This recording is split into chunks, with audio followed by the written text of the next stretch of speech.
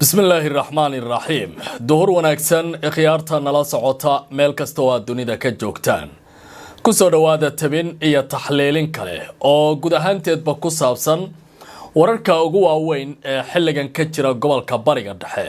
وسدحي لباتان بيشا جولاي سنة كاللباكو لحي لباتان قضبادا ندين حيانا وحا كاميدا وحبا الله يسكوما ريبان قبال كباريغا دحي xuutiyiinta waxa ay weerar ku qaadeen maraakiib maraysay badda cas oo dowladda Sacuudiga ay leeyihiin laba kamida maraakiibtaasi waa la ololiyay waxana xuutiyiinta ay ku soo waramayaan in ay dajiyeen haddaba isbedelada dhacaya ee dagaalka maxaa lagu tilmaami karaa xilligan dhinaca kale marinka Baabul Mandab waxa sidoo kale laga sheegayaa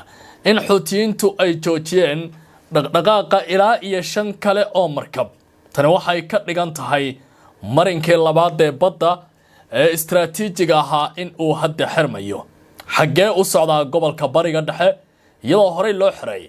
marinkii kale ee muhiimka ahaa ee Hormuz halkaas oo ay ku dagaalamayaan Mareykanka iyo dowladda Iiraan xalay duqeymo adag ayaa la dhacay oo ciidamada Mareykanku waxa ay sameeyeen tallaabo kasta oo dowladda Iiraan ay ku xanuunjin karaan laakiin ciidamada ilaalada kacaanka ee jamhuuriyaddu qudhooda waxa ay saaka sameeyeen tallaabooyin ka bedelan tan Mareykanka ay sameeyeen saldhigyo ayaa la garaacay waxna ay soo tabinayaan in duqeymuhu ay geysteen qasaarooyin xoog leh maxaan ka naqaanaa saldhigyada Mareykanka ee la weeraray dhinaca kale duqeymaha Mareykanka uu qaadayo ee dalka Iiraan waxa la warinayaa in uu bilaabay isticmaalka hubkiisa halista ah diyaaradda B2 ee tuurta bambooyinka culus ee dhulka hoose gala ayaa lagu soo waramayaa saacadihii la soo dhaafay in la adeegsaday dowladda Pakistan waxa ay degnayn u jeedisay cid kasta oo weerarta markab ku gooshaya calanka wadankaasi waxay leedahay yaan lagu kaftamin dowladda Islaamabad dhinacyada dagaalamaya waa in ay si weyn u feejignaadaan maxaa ka dhacay Kuwait maxaa se qabsaday Urdun xuduudda Ciraaq iyo dowladda Iiraan muxuu yahay dabka ka holcaya iyo qaraxyada ka dhashay khiyaarta ay nala socotay tabinadaas ayaan idin la wadaagaya oo guud ahaantoodba dulmari doona wararka ugu waaweyn ee ka taagan xilligan gobolka bariga dhexe iyo Mareykanka go'aanada ugu dambeeya ee ka soo baxaya amin wanaagsan iyo kulan soo ban khiyaaray u diyaar garooba tusmadan gaarka ah ee ku saabsan taxliilka wararka caalamka iyo diblomaasiyadda xuutiyiinta wadanka Yemen ayaa waxa ay ku dhawaaqeen inay weerareen laba markab oo dowladda Sacuudiga ay leeyihiin kuwaas oo gooshaya marinka istiraatiijiga ah ee la yiraahdo Baabul Mandab kaas oo ku yaala badda cas waa dagaal iyo waliba ficil kale oo xoog leh waxana sidoo kale wararku ay tilmaamayaan in tiro kale oo maraakiiba halkaas laga celiyay waxana hadda gobolkaasi oo wajahaya xaalad la mid ah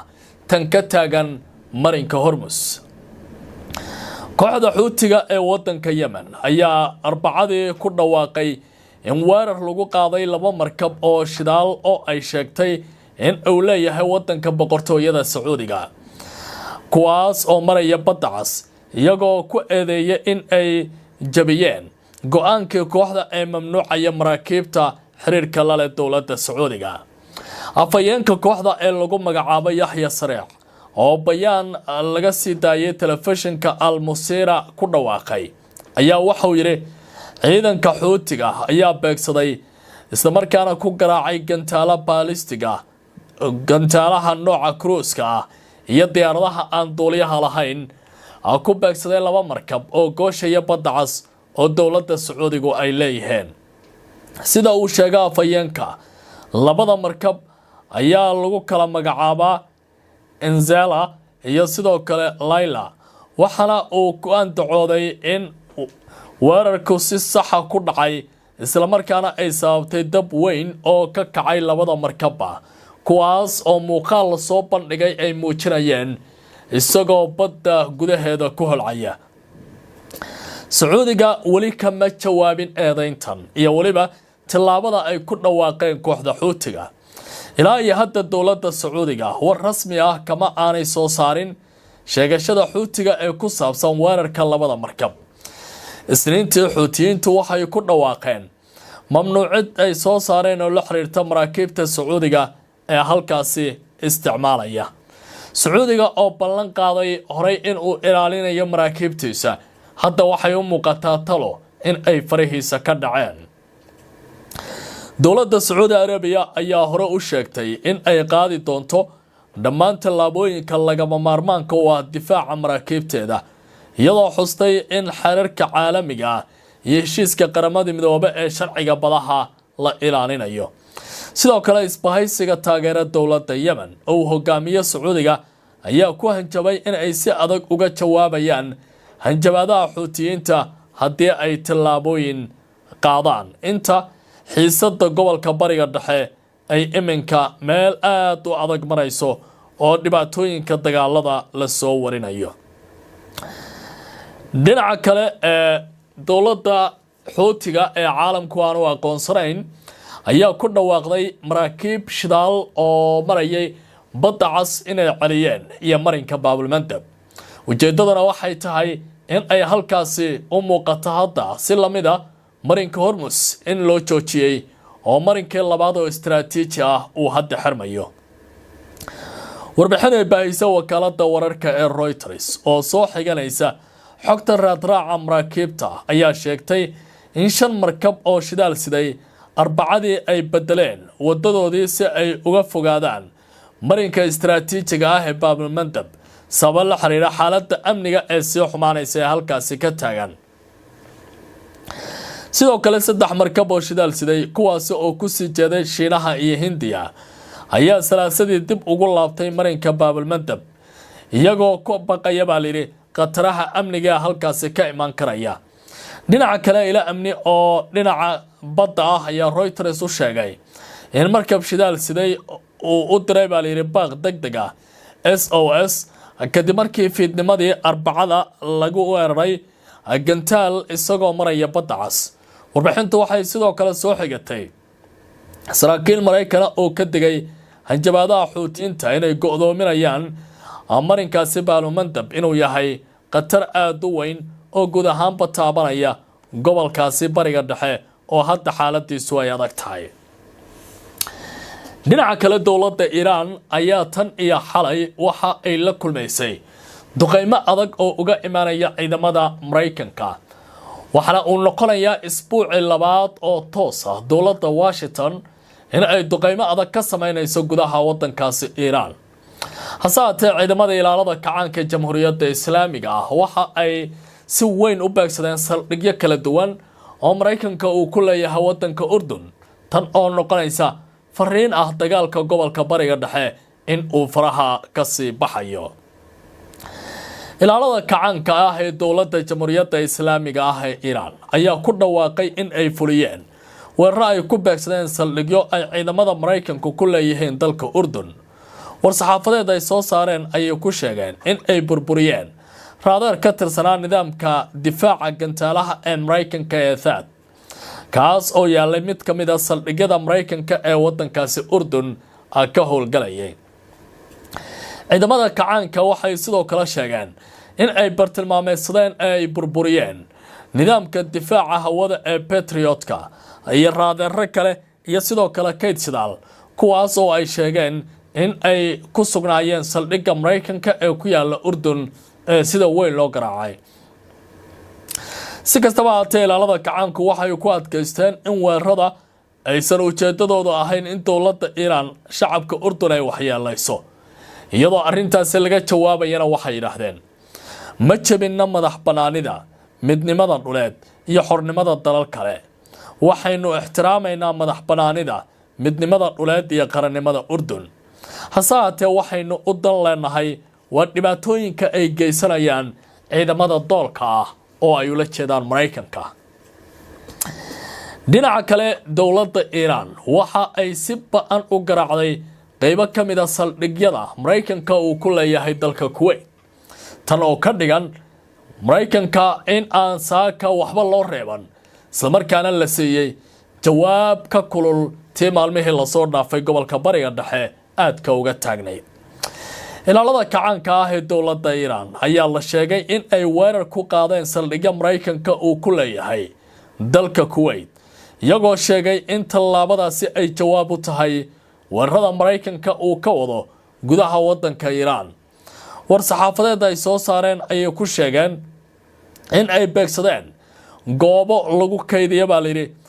qalabka militariga oo ku yaala saldhigga cirka ee Cali Al Salim ee dalkaasi Kuwait ku yaala. dhinaca kale waxa ay sheegeen in ay weerareen goobo Mareykanka uu ku leeyahay saldhigga Cali Al Salim iyo sidoo kale saldhigga kale ee Al Udayri aan iraahdo ee dalka Kuwait ka tirsan. intaa waxaa dheer waxay ku andacoodeen in diyaarado aan duuliyo lahayn ay ku weerareen 3 saldhig oo Mareykanka uu ku leeyahay Kuwait, iyagoo sheegay in weeraradu ay jawaab u yihiin waxa ay ku tilmaameen duulaamada joogtada ah iyo gardarrada ciidamada doolka. haddii aan eego isla wararka ka imaanaya gobolka bariga dhexe, madaxweynaha dalka Mareykanka waxa uu iminka u muuqanayaa in uu qaadayo tallaababa midda ka adag si dowladda Iran loo baqageliyo, cabsiduna ay aad ugu ballaarato. sidaa darteed Mareykanka waxaa lagu soo waramayaa in uu isticmaalay mid ka mid ah diyaaradihiisa ugu xooga badan ee P1 si uu u weeraro bartilmaameedyo ka tirsan ciidamada ilaalada kacaanka ee Jamhuuriyadda Islaamiga ah. tallaabadan ayaa Mareykanka waxa uu ku muujinayaa in uu awood xoog leh ku leeyahay, laakiin ciidamada Iran weli waa harjadayaan. warbaahinta caanka ah ee Mareykanka Axios oo xiganaysa saraakiil Amerikaan ah ayaa sheegtay in ciidamada Mareykanka salaasadii la soo dhaafay ay adeegsadeen diyaaradda dagaalka ee ridada dheer gantaalaha adagna tuurta ee la yiraahdo P1 Lancer si ay u xaqiijiyaan bartilmaameedyo la xiriira ilaalada kacaanka ee Jamhuuriyadda Islaamiga ah ee Iran. saraakiisha ayaa sidoo kale sheegay in awoodda military Iran ee ku hareeraysan marinka Hormuz ay si weyn u daciiftay, iyagoo tilmaamay in ay ku dhowdahay in ay gabi ahaanba lumiyaan awoodooda halkaasi ka dhisan.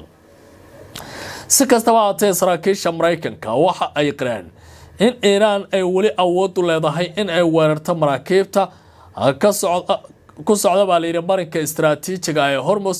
isla markaana dowladdaasi Mareykanka ay la kulmaan walaac aad u xoogan.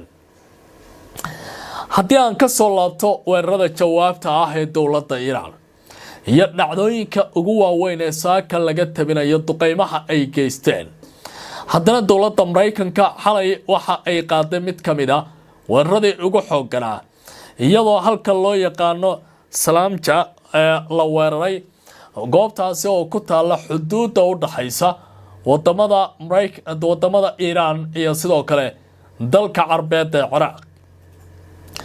muuqaal la baahiye ayaa muujinaya dab xoogan oo ka kacay marinka xuduudda halka la yiraahdo Salamja ee u dhaxaysa Ciraaq iyo Iran, kadib weerar la sheegay in Mareykanka uu halkaasi ku qaaday goobtaas oo lagu tilmaamo mid istiraatiiji ah. sida lagu sheegay warbixinta, weerarka ayaa sababay dab aad khasaaro badan u geysta oo ka dhacay qayb ka mid ah goobaha xuduudaha, iyadoo qiiq madow iyo uuraay cirka isku shareertay. marinka Salamja waa mid ka mid ah isgoysyada ugu muhiimsan ee isku xira Ciraaq iyo Iran, waxaana si weyn loogu isticmaalaa isu socodka dadka iyo gaadiidka. ilaa iyo hadda ma jiraan war rasmi ah oo ka soo baxay khasaaraha weerarkaasi iyo dhibaatooyinka la soo warinayo in ay sababeen duqeymihii ugu dambeeyay. haddii aan eego isla wararka xoogga leh ee ka imaanaya goobahaasi kala duwan iyo waliba dagaalada, waxaa soo baxaya warar la xiriira in ilaalada kacaanka ay weli duqeymo xoog leh wadaan. hase haatee, waxa ay sidoo kale sheegayaan wararka dowladaha qaar saaka ay sii daynayaan. dalka Pakistan oo kale haddii aan eego war adag ayaa ka soo baxay, waxaana ay hanjabaad u jeedinayaa waa Islaamabad dhinacyada maraakiibta hor istaagaya. waxay leeyihiin dowladdii ama kooxdii isku dayda inay hor istaagaan markab sita calanka waddankeena waxa ay ka dhigan tahay in dagaalkeena uu doonayo sidaa daraaddeedna